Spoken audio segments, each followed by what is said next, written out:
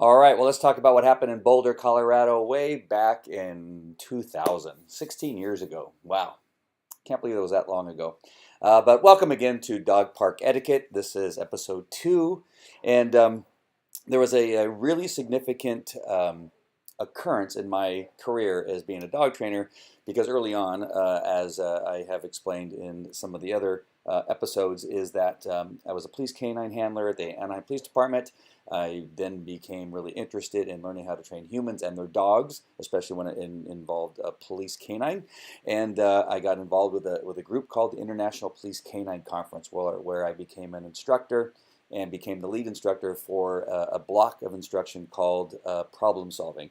That's where a canine handler would bring to me whatever problem they were having with their dog, whatever was it, obedience, or the dog stopped searching, stopped biting, would not let go after biting, whatever it was, they would bring their issue to me in this particular block, and then we would do what we could to help them through the issue and then give them some steps to go back with from the canine conference. The canine conferences were happening all over North America, and they were a week-long conference, and we would have as many as 75 canine teams and then administrators on top of that, and then some other trainers that were local. So it would be a very, very large conference.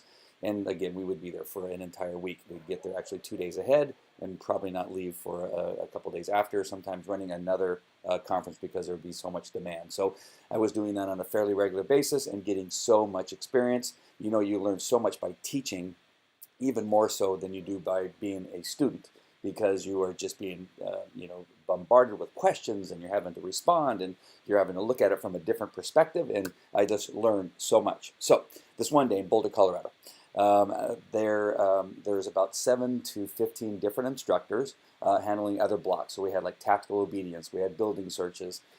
Some of them I also ran, like building searches on occasion, or tactical obedience and other things. But my main thing was problem solving. Another instructor would be involved in this thing called the dog walk, which comes back from something they used to do in Germany back in the early 1900s and blah blah blah. So this walk was essentially you bring all these police canines together, and depending on the size of the conference, it can be anywhere from 10 dogs all in one area to 25 to 30 dogs and their handlers in one area, and we'd be on a big field like a football field or a big gigantic park. And we'd all come together, or they would all come together, and the instructor at the time, don't need to say his name, but the instructor at the time, he was given the instructions that what you do is you just begin this walk with all the dogs, and you just unleash the dogs, and you watch chaos occur. And the whole idea was to eventually get to a point where you could have all these dogs out unleashed. They all had muzzles on. They'd be unleashed with these muzzles on, and then at the end of this hour or so event, you want the dogs walking around and with no fighting, no growling, no gang fights on top of one dog who's on the bottom on his back, because that's what would end up happening. As soon as they unleash the dogs, you'd have nothing but chaos. Dogs fighting, dogs running away out of fear, and it was just a big mess. You'd have handlers getting hurt because when the handler would go in and try to break up the fight between their dog and another dog would come in and hit them in the kidneys. We had handlers going to the hospital, and this happened on a fairly regular basis, and I hated it. Quite often, I just got to stand back with some other instructors, and we would just watch and go, and a couple of us would say, why do we even do this? But it was a really big thing. The handlers thought it was, kind of fun to see all the excitement, all that kind of stuff. And it really didn't make much sense to me because the outcome there wasn't an outcome that really could be helpful to a canine handler on the street to make his dog better. It just, again, the whole premise as that was being handled at the time, and again, the instructor, was more or less doing what he was told and what was happening, over the years of this conference being held, that it was just one of those things that we did. And there was supposed to be a purpose, but it was lost on me. And I really didn't know what it was. And I just thought it was ridiculous, and even mentioned that I think that was a waste of a block of time. Because, like I said, the thing was essentially is to get the dogs by rolling them over, alpha rolling them, pinning them down, telling them to stop fighting, was supposed to give the dog the impression that the human was a leader and all this kind of stuff, which I'm going to talk about in a minute. And then in the end, what the goal was, I guess, was that all the dogs would just then look at the human beings as being the ultimate leader of that particular day or that particular incident that was occurring. And if it doesn't make sense to you, I'm glad, because it never really made sense to me. All right, so in Colorado, I wake up the morning of this walk. I'm thinking I'm going to either go watch it or have breakfast or go do something else, because I'm usually off during that period of time. And the leader, Bob Eden, at the time, came to me and said, hey, Andy, what's his name, called in sick, and he has a migraine headache. He can't do the dog walk. I need you to take it. And I looked at him. I said, "You've got to be kidding me! Out of all the people, out of all the instructors, you know that I dislike that particular block of training more than anything else." He goes, "I'm sorry, but everybody else is tied up. I need you to do it." And I said, "Well, if you don't mind, I'm not going to do it in the manner that it has been done. As long as I know, I'm not going to do that. We'll eventually have the dogs walking around, but I'm going to take a different few steps before we go in there." I didn't exactly know what those were going to be until I, gave it some time, because I had about 2 hours before the event, so I was going to begin to process how I was going to handle it. So, what I did was I processed what was the goal? The goal was to teach the dogs that the human beings were the leaders, whether it was the handler of that particular dog or the other human beings that were there. Because in law enforcement, you can have situations with SWAT team members where you have the dog and you have 5 to 10 other police officers who have a specific goal of going through a door, getting inside that door, and then sending the dog in to search for the bad guy. And so that dog essentially must go past all the human beings. And the dog should never feel that anybody that's involved in the entry team is a bad guy or anything. The dog should actually respect anybody that's in that line. And this can happen very fast. The dog knows who's within the pack that it's being introduced into. And so let's say I were to get shot as the handler and go down, then you would want one of the human beings in there to be able to take charge of that dog, and the dog to feel comfortable as him as a leader. So that is my thought process, that's kind of what they were trying to get, is that the human beings were in charge and that nothing could happen without their permission, including fighting other dogs, right? Dominance of other dogs, chasing other dogs. None of that was to occur because it was the humans' world in this environment. And what we were trying to tell the dogs and teach the dog is that the humans are in charge in this particular situation, and they do not allow fighting, growling, snarling, or even running away from the other dogs. The total respect, total leadership is to be handed over to the human beings. So how do I get that without the punishment that I saw being used in the previous dog walks? The pinning down, the slamming down of the ground, the correction of all sorts that it was inappropriate of what I saw. How do I get to that point without doing all of that? How do I get to the leadership point without doing all that? And I thought the alpha role, which I still to this day think is a ridiculous thing for human beings to do with dogs, in the sense that you're doing this alpha role suddenly and growling in the dog's face, is what they were instructed to do, growl in the dog's face. And when the dog gives submission, you let the dog up and stop growling. I just thought was ridiculous, because the dogs in no other situation were put into this position, and the growl and the snarl was never utilized, other than this one event that maybe never happened again in these dogs' lives, this alpha role thing. Because that was really the thing that they told the handlers to do to their dogs and other dogs. And I said, well, I'm taking that out. No more alpha rolls. And what we're going to do is go to the leash collar type of communication with the dogs before we even release them. We're going to go through some obedience with the dogs in a very tight configuration, mixing and matching and getting the dogs all around each other and actually rubbing up against other dogs. We're going to keep them on leash, using obedience as the method to teach the dog that they are not allowed to growl, they're not allowed to snarl, they're not allowed to pounce on any other dog. So setting that up in my mind, I said, okay, let's go. We get to the class, and I give them this new instruction. And I say, we're going to walk around this big field together as a group. We're going to keep the dogs on leash, and I want the dogs to be on the collar in the manner that they are when you're doing obedience. And what I want you to do is I want you to get really close to their dogs. As a matter of fact, if you see that a dog has a particular interest in relation to aggression towards another dog, I want you to purposely go in that direction of another dog.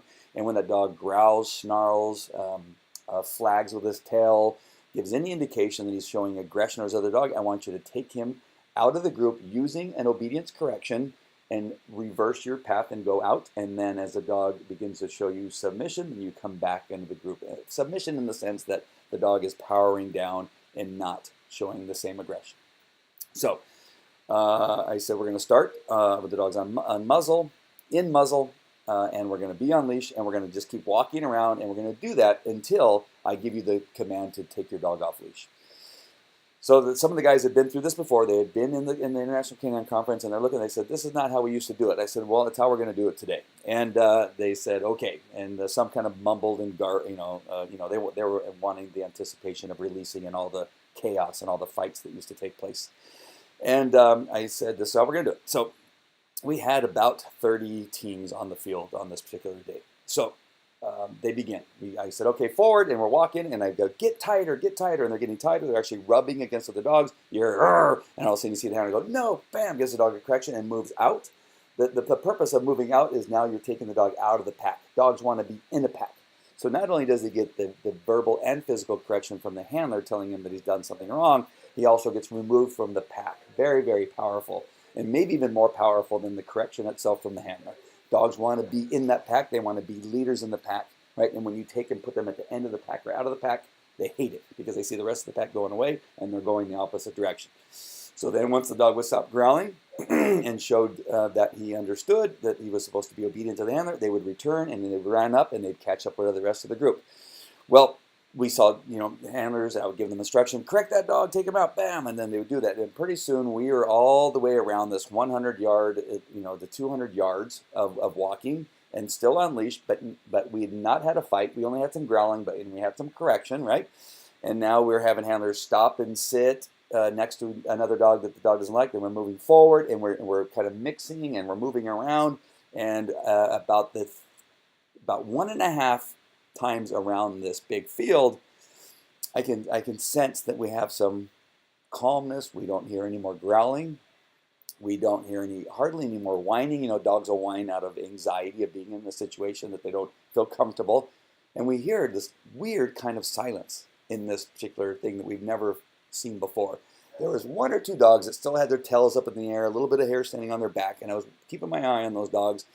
And so I said, "Okay, everybody except for those 2 dogs that I saw that had their tails up and their hair standing up, you're going to unleash your dogs on my command. And we're going to continue walking. We're not going to change anything. As a matter of fact, I didn't say unleash the dog. I said you're going to drop the leash.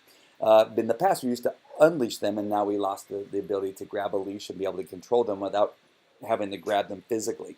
And so I said, if a dog gets into a fight or growls, I want you to only grab the leash and now correct your dog off of the other dog using a very specific leash correction. Don't rip his head off. Just give him a correction and leave the pack as you did before. And then as the dog settles down, then drop the leash again." So as we're moving, we had about 28 of the dogs and their handlers release the leash. And now the dogs felt that there wasn't there. Many of the dogs stayed with their handlers, but yet some of the dogs would venture forward to another dog. They would go to a tree, and about 4 or 5 of them would go pee on a tree, and we had no fights. We kept walking. We'd see a couple of dogs raising their tail. The handler would say, "Hey, no!" The dog's tail would drop without the fight, and we would continue walking. The other 2 dogs were snarling and growling. The ones that were still unleashed, we'd correct them. We would move them out and move them back. And then about another, I think we almost went around 1 entire time. I said to those other 2 handlers, "Okay, release your dogs." And now all the dogs were essentially off leash. The leash was on them, but they were released from the handler. And now we are walking around with this rotation. And for the first time at the International Police Canine Conference, where they've been holding this this dog walk, for the first time we were able to complete the entire scenario, the entire exercise, with absolutely no dog fights whatsoever. None. No handlers hurt, which was a first. No dogs in a fight. And then at my command, I said, "All handlers, find your dog, pick up the leashes, praise your dogs, and let's gather up and let's talk about what just happened." And we went over the scenario just like I told you today to talk about why that worked and why I believed that it was now the reason this happened on this day, on the day that we were doing this, is because we showed the dog through the systems that they were familiar with, the leash collar system of communication.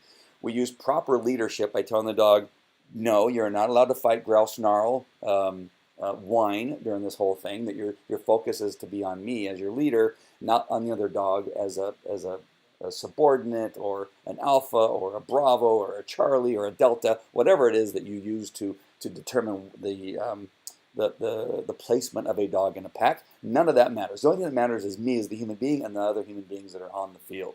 And we did that through obedience. We did that through setting up the dog like we would a child before we went to Disneyland, before we went to a supermarket and said, listen, this is what I need you to do. I need you to be calm and quiet while we're in there. We set up the rules before we get into the environment. And that's what we did on this field in Boulder, Colorado on that day. For the first time ever that we were able to do this walk without a dog fighting. It's because we set it up perfectly. We set the foundation for the dog so that he could understand in this environment we're not going to accept any shenanigans.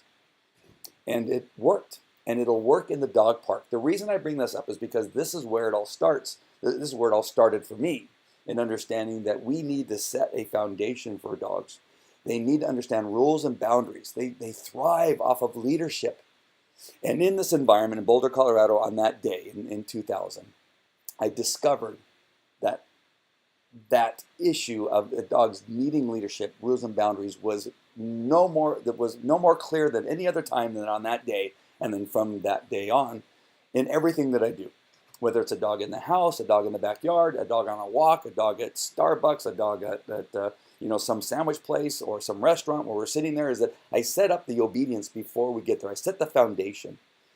And you can have a dog with who might have been aggressive normally, or maybe a strong-willed dog, or one of the dogs that you would maybe say that wants to be an alpha. You can take that all the way if you set up good rules and boundaries and set yourself up as a leader. And this day in Colorado is an example of that. We were able to take somewhere in the neighborhood of about 30 police dogs who normally, when taken off leash in this environment, would be fighting for the leadership and injuring other handlers. Again, we had handlers that used to be taken to the hospital because of what would happen on that field.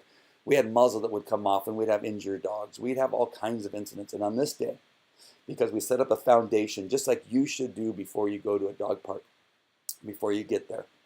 Because we did that on day, we had no fights. We had no growling. We had no snarling when we took the dogs off leash. It was beautiful. All right, so that is my story about Boulder, Colorado. Let's continue on within the next episodes on how we continue to have good dog park etiquette as we are at the dog park. All right, I'll see you at the next episode.